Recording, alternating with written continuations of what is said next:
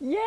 Awesome. Hello, Thriving Thursday, everybody. And thank you for joining us for usually our bi-weekly. However, my brain mixed up. And so this week is a weekly live with another amazing woman and the way that she supports other women in the world. And I want to give a big shout out and appreciate everyone who's catching us on the replay. Can I get a hashtag replay when you catch this? And also, everyone who's joining us live or catching the replay, make sure to stay on till the end because, as you all know, I will be dropping our new group name today at the very end of everything. So make sure to catch that tidbit at the end. However, this week I am super stoked to bring you Sarah Calmetta, and she is a amazing woman. We got to meet somewhere in the Facebook realms out there, and so Sarah, what she does is helping radically responsible women to become action-taking leaders without second guessing themselves using self-acceptance and neuroscience tools, which everybody here knows I am a brain nerd. So welcome, Sarah. Thanks so much for joining us today. Thank you. Thank you for having me here. It's a pleasure. Oh, I'm so glad. And I know it's been interesting for us so that we can figure out our time zone. So, big shout out to you for getting here and thank you for joining us. I'm Thank you. going to dive straight in, and Please. I love the wording radically responsible women. Can you tell us like what got you into working with radically responsible women, and maybe what in the Sam Hill does that mean? Yeah, absolutely. So I'm coming at you guys live from Adelaide, Australia. So I'm actually in the future from Samantha. I was on the same time zone last week. So with the travel, we were having a hell of a time to schedule this. I'm really glad to be here. And with the radically responsible bit, the reason why I decided to choose this language is because most of the time we don't take responsibility for our lives, and we always find the excuse, right? We find the reason why it doesn't work, and it's always external. But yet when things go right, we find the internal reason. Mm. And I definitely did this for a large part of my life as well. I climbed that corporate ladder. I mean, you and I have talked about that before. And I wouldn't necessarily blame when things went wrong, but I would find the excuse for why I couldn't do it. And so I was hiding, I was playing small, I was not taking that radical responsibility across all areas of the success and failures Mm. that I experienced. And so as I started to really look at myself in the mirror and really own up to all of my actions, even if the result was not what I wanted or what I had expected or hoped for, Mm. my life started to pivot and shift. And I started to utilize this with my clients as well and really hold up that mirror for them. And the people I tend to attract, they're action takers, but only in certain areas. They're very ambitious, they're driven, they want to do things, but they haven't yet connected the desire to their action. And so they're finding like they're procrastinating, but they don't know why. And that's why I chose this wording, because when you take radical responsibility for your life, you start to understand that all the results you have are because of you. And you then have the power and control to make those results whatever you wish. And you just have to be willing to take those actions. Yes, I love this. Oh, we always vibe so well together. We're on this level of like, let's own our shit, let's do this, let's grow. And I love the viewpoint that you bring because you do come from kind of like a more corporate world. And so I love how you really bridge the gap between that business and that spiritual side to bring forth our best selves individually. And so that's part of why I'm so stoked to have you in this group to really show another aspect of showing up fully for our lives, for what we Yeah. want to do, whether it's corporate or be a badass coach. Absolutely. And that's the thing too. It's like there's nothing wrong with the corporate space, right? It's just I've recognized that for my energy, it's not as much of a match. Also, I don't really like to listen to other people. So I like to do my own thing, which I did get away with for a long time because I got my work done. But that obviously impacts team dynamics and a lot of other things. And so just understanding where you're at and having that radical self acceptance allows you to be radically responsible. Because if you're constantly judging yourself or shaming or blaming and being like, I shouldn't be this way, I should be that way, then you will find yourself stuck with those wheels spinning in the mud because you're doing things out of alignment for yourself. So no matter what it is, as you take that aligned action, that allows you to get that momentum because it feels good. And guess what? We like to do things that feel good, right? And we don't like to do things that don't feel good. But we have all these conditions and labels and things that were programmed into us from a young age. And so as we start to understand that and accept it and then take responsibility for changing it if we want to change it, then Yeah. we can go in the right direction for us, not for other people. Mm, so good. So good. That aligned action. This really leads me to my next question. And it's from previous conversations, we really dove into this conversation of what does it mean to integrate versus what does it mean to have a work life balance. And I feel like what you're highlighting here of taking that aligned action kind of leads us into that. So can you help us understand and tell us more your thoughts on what it means to have integration versus having this work life balance? Yes. I like the way that you said that word because it's not my favorite word. I don't believe in work life balance. I don't believe that is a thing. I like to say work life integration. Yeah. Balance indicates, hold on, let me just make sure my computer is moved. Balance indicates a set of scales, right? We're constantly trying to get it to be even, or a seesaw, right? There's like this point right in the middle. And if we're not 50-50, then like the world's ending. But guess what? For some people, that balance is an 80-20, and they love what they do. They're like, they're going, they're moving. I mean, I used to have to be toned down by my managers, and they were like, Sarah, everyone else is like trying to catch their breath, and you've sprinted, and they're still just trying to catch up and understand what the hell's going on. You need to just slow down so they can follow you. And it was like, oh, okay, sure. But in my mind in the beginning, it was like, doesn't everyone want to be a manager? Doesn't everyone want this to be done faster so that they can go home earlier or whatever it was? But I realized then that some people know they don't want to lead other people. They want to be just part of the team. They want to contribute in different ways.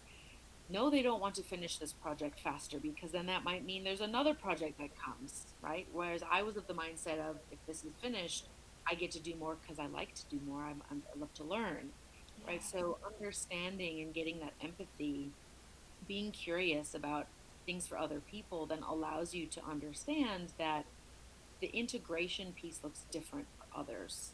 And that's okay. It doesn't have to be the same. But if we try to put this 50-50 label on it, then we will always be in flux and we will never feel satisfied. Whereas if we start to understand, hey, I can integrate this, right? I can also learn in other areas outside of work.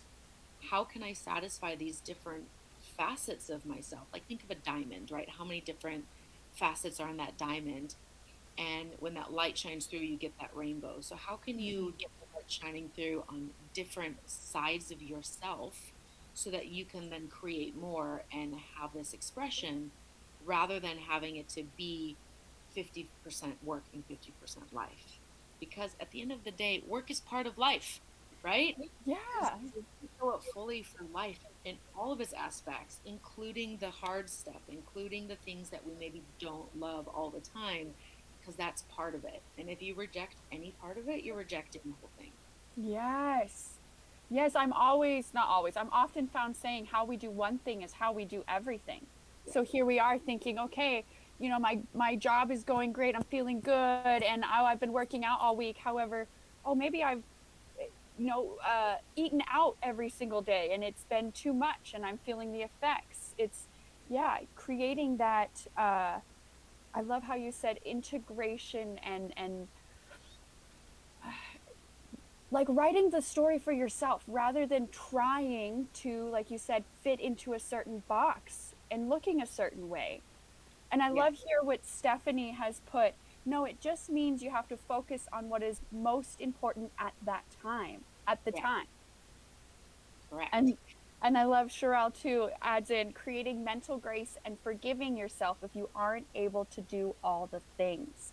Because as badass women, we deserve to have a dope business. We deserve to have a family and amazing friends that we love being around. We deserve to feel good in our skin when we wake up. Mm, And we don't have to try to fit into boxes. absolutely. And the thing of the matter is we have to be honest with ourselves. We simply cannot do everything. As much as we might want to, we can't. And once we admit this fact and we look at ourselves in the mirror, then we start to put priority on what is in our lives. And then we can do those actions in alignment with what is our priority at the moment. Because for people who are super curious, people who are ambitious, like we have the shiny object syndrome. We want to do all the things. There's how many, I mean, if I tried to listen to every single podcast and read every single article that I was interested in, I wouldn't even be able to sleep or eat or do anything. It would just be that constant stream of information. But we also need that rest time to integrate. Think about music. The pause is just as important as the note. If you Oh, didn't pause between the notes of music, it would just be noise and there would be no structure. There would be nothing melodic about it, and there's no harmony. And so, if we look at our own lives in that way, we can start to understand, we can structure our lives to have those pauses, to have the periods of the longer melodic pieces followed by short notes, right? And then we get to decide whatever that's going to be. yes. Oh, I'm loving this. Oh, I'm so on fire with this conversation.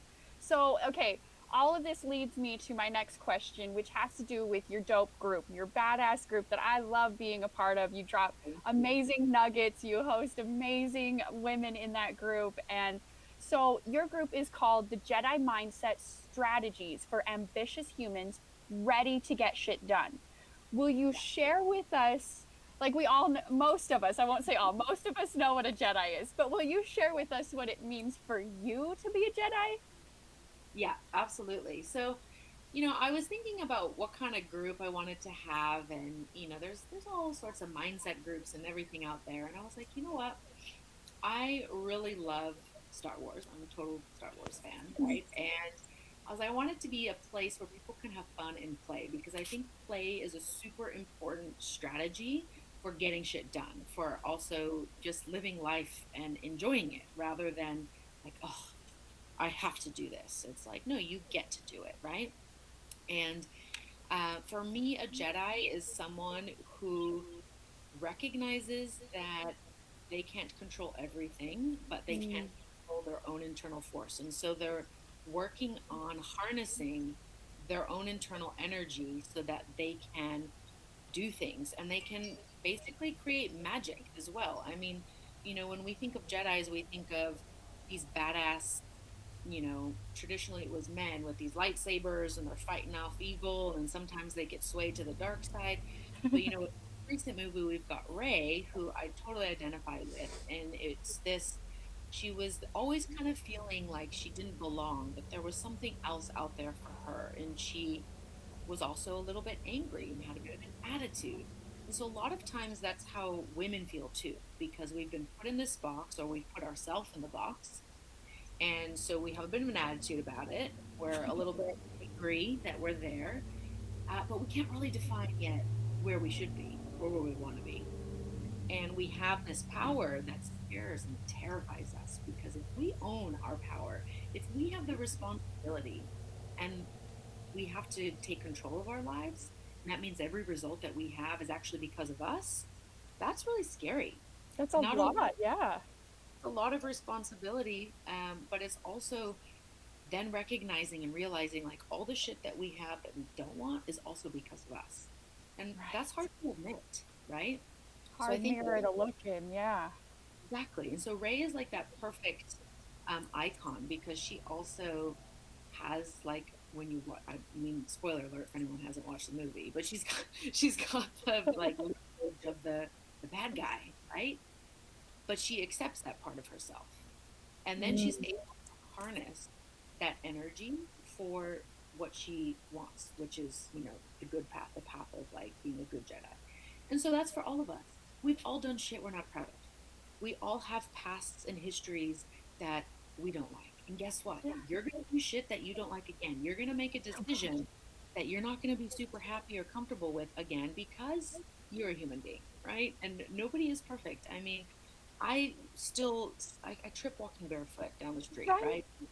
There's these 5 levels of awareness. I came across this. A girlfriend sent it to me. So the first level is you're walking down the street, you trip and fall into a pothole, right? And it's like painful and bruised and cut up and everything, and it takes you a while to get out. The second level of awareness is you're walking down the street and you trip again into the pothole. You see the pothole, you know it's there, but you still trip and you fall in. It doesn't take you as long to get out.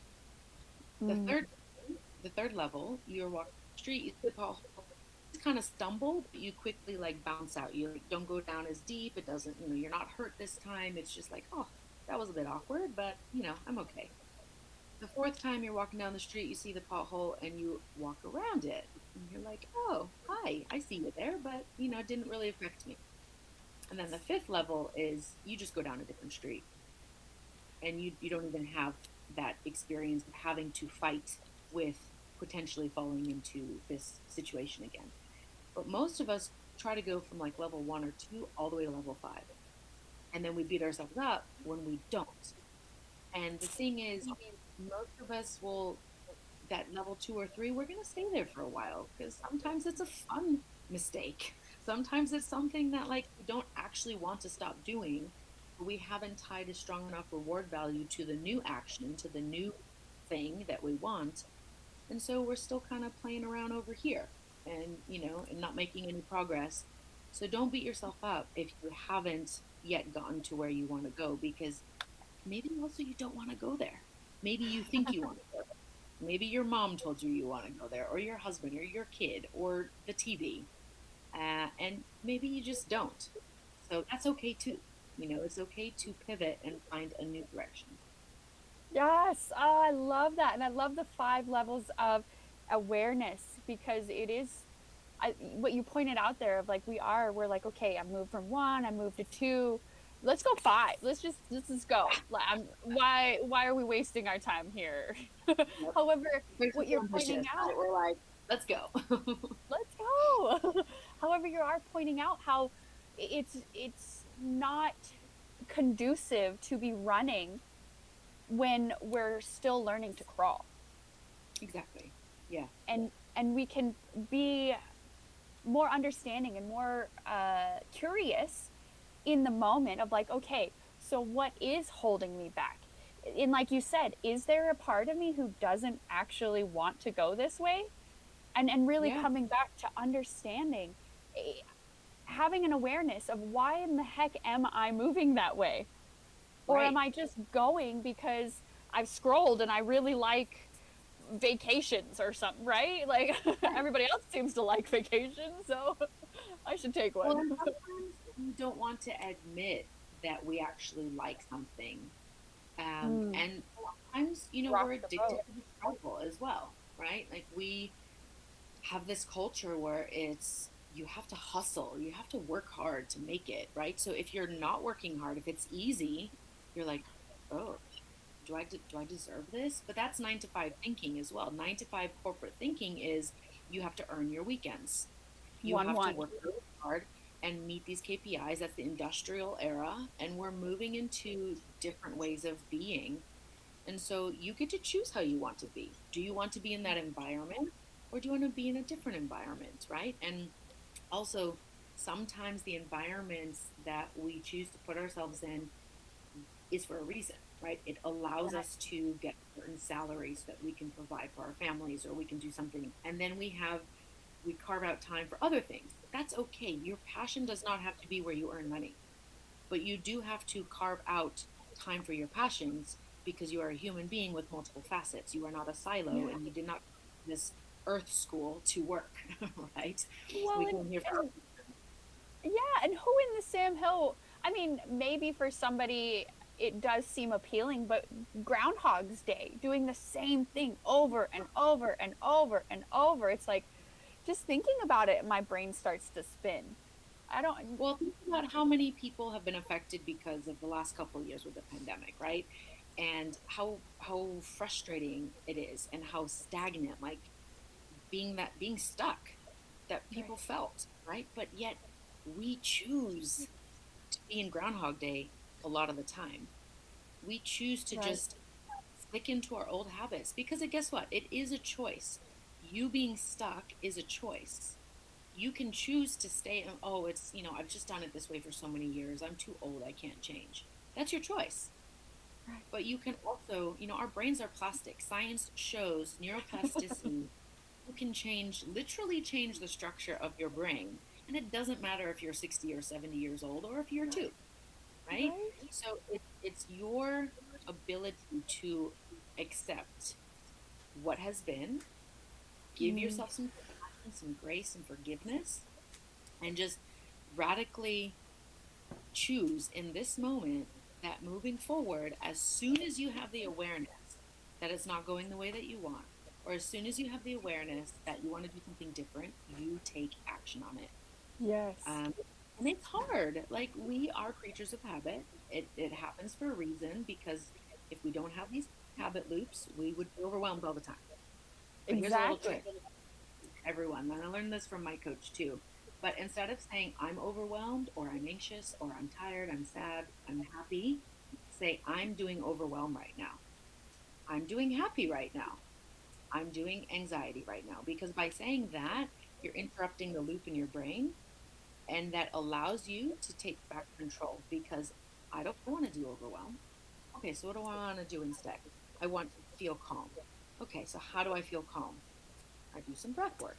I go and journal. I go stare out the window for 5 minutes with no devices.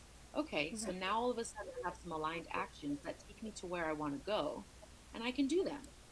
Or I can choose to stay in overwhelm, right? It Yes. is a choice. Yeah. And it takes away that label too of I am overwhelmed. I am frustrated. I am burnt out right now. Well, I'm doing that right now. I love how you said that. And I want to add in here too. Sherelle has made some really beautiful comments, and I want to bring that up too. She's talking here. I wasn't. I sure wasn't comfortable changing baby diapers, so I knew being a mom was definitely taking me somewhere uncomfortable and uncharted. I love that, uncomfortable and Mhm. uncharted. And Yeah. 5 kiddos later, now you're an expert at changing diapers, right? And how she points Oh, out here too, it's l- loving the learning phase from mistakes made, reminding her that progress is coming her way. And down yeah. here too, I choose to have a life, excuse me, I choose to have life realistic to what makes sense to who you are today and the best version of you today. Yes. That's And it's just this reminder that, I mean, we have this unlimited capacity to learn, right? There will always be some skill, some new thing that you can tap into. And every time, as we get good at things, we start to forget what it was like at the beginning. And so, I mean, right. everyone's gone to the gym after a holiday and felt really sore, right? And that feels good because we're like, oh, it's working. But when it Oh, hurts and sore in other areas that's not physical, we don't like it. And we're like, no, no, no, no, no, that shouldn't feel that way. But guess what? It's part of the growth process. That's a physical muscle process. But when we do new things for the first time, it's uncomfortable. Anyone who's right handed, go and write your name in your left hand. How uncomfortable is that? How yeah. awkward is it? How shitty does it look? Right? Right? You do something, it's not going to be that pretty. And most of us, unfortunately, were celebrated by how well we did something. So as we were growing up, if we were naturally talented at sport or at music or whatever, that was celebrated. And so we did it. But then when it wasn't celebrated right away, we stopped doing it because it didn't feel good and we weren't good at it. But we weren't willing to put in the effort to get better. Exactly. Oh, this is such a good conversation. I'm loving all the gold nuggets you're dropping on us. Will Thank you you. share with us, like, what's your number one tool for the radically responsible women here today to start taking some action for themselves? Yes, absolutely. So, when you choose to take radical responsibility for your life, I like to also reframe the word responsibility to response and ability. So, it's your ability to Ooh. respond. So, instead of thinking of it as this obligation of something that you have to do, it's something that you are now more capable because you can respond to more situations with awareness rather than this reactionary trigger. So, this again puts the reins back in your hands. And the first thing is to really just understand yourself. So I like to invite women to really sit with their own energy and understand what's going on for them and improve their emotional literacy. So, what I mean by that is instead of saying things like, oh, I feel good, or I feel bad, I feel mad, I feel sad, really understanding what is underneath those layers. And so if you Google now, or whatever, DuckDuckGo, whatever you're using, look up the literacy wheel, because I'll give you an example. For a very long time, I was numb and I was detached. And I thought that that was sadness. Those emotions actually fall under anger.